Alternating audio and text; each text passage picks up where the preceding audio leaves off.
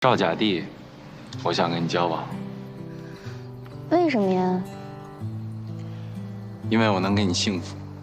我要是追你，会打扰到你生活吗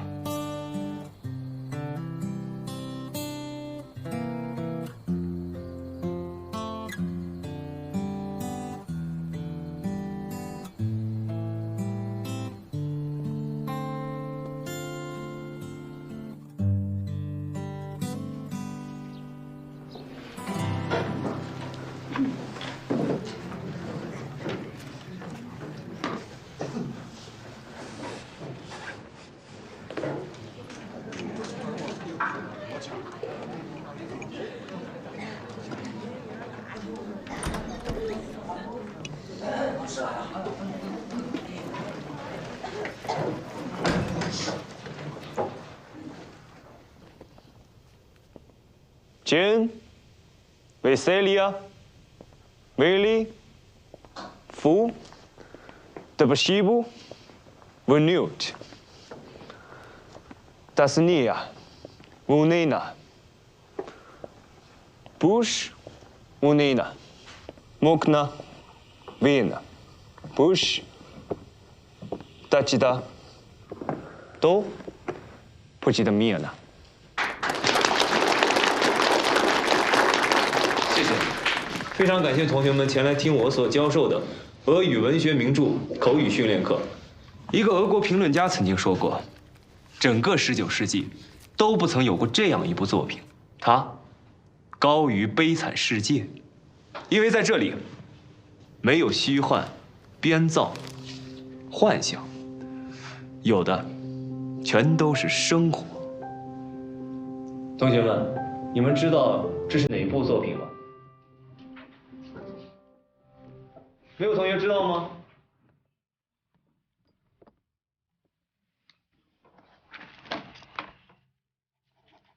是托尔斯泰的《复活》。没错，是《复活》。《复活》是列夫·托尔斯泰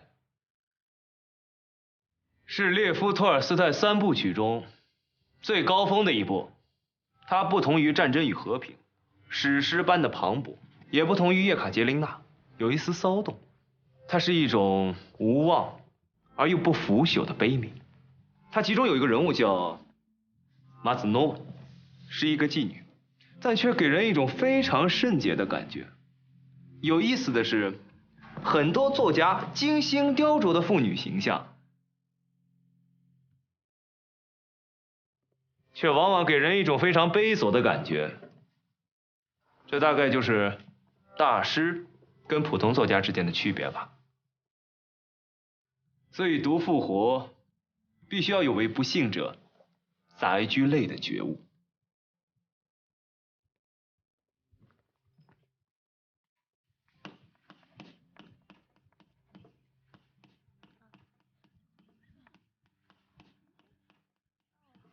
这几个不认识啊？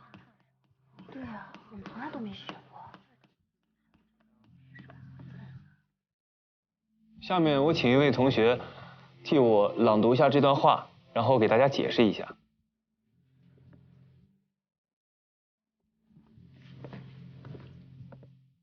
那位同学，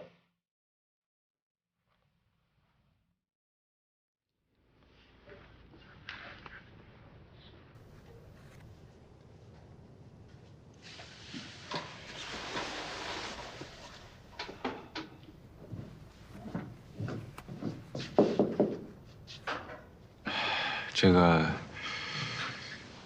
是语法看不懂，还是单词看不明白？老师，我不会口语。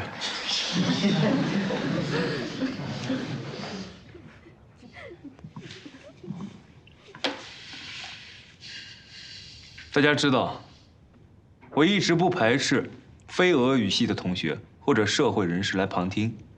应该这么讲，我非常欢迎热爱学习的同学过来学习，但这不代表我的教室可以作为追求女生的场所。这既是不尊重授课老师，也是不尊重在座的同学们。我不知道我还能找什么理由继续允许你在我的教室存在下去。在这位同学离开教室之前，我们请穆红礼同学为我们解释一下这段《战争与和平》中的经典名句。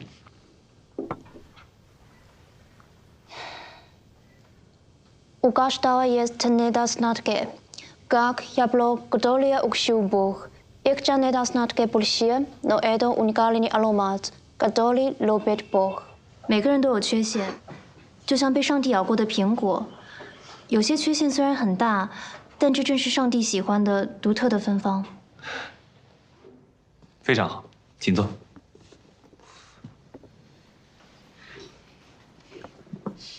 这位同学，可不可以请你离开我们教室，不要打扰我们上课？我就是想来看看穆红礼上什么俄语课，然后认真听一听，没有打乱课堂秩序的意思。穆红礼，你认识这位同学吗？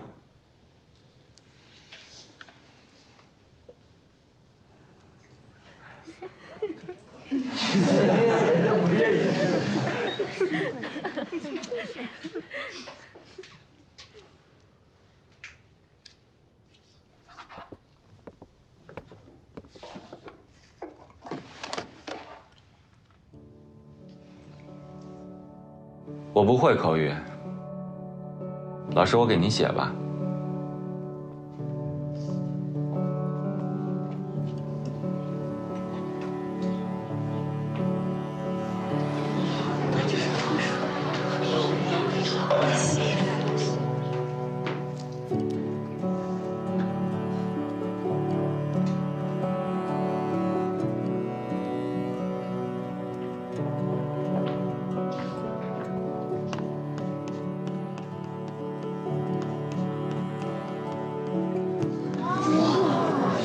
真的会写，写的还不错。这字写的可比老师好多了。写的这是哪个啊？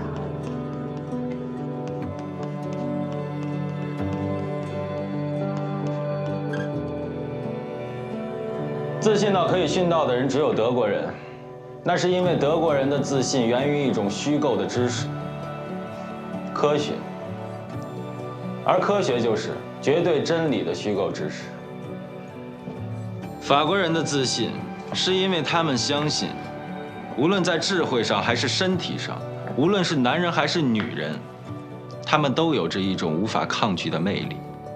英国人的自信是根据他们是这个世界上最有组织的国家的人民，而德国人认为自己掌握了真理、科学，这种科学是他们自己发明的。但是在他们看来，这就是绝对的真理。他书写的好像是战争与和平，这是战争都是对的，你看都是对的。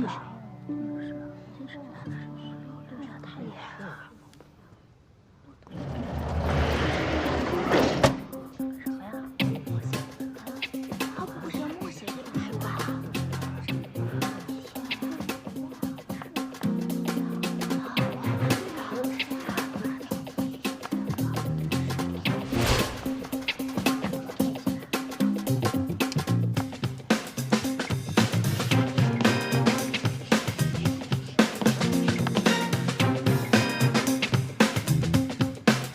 社会给予了马兹诺娃这样的女性无可动摇的名声，以至于她能说出最俗气、最愚蠢的话，而我们还在称赞她的每一句话，甚至在深挖她每一句话的意义。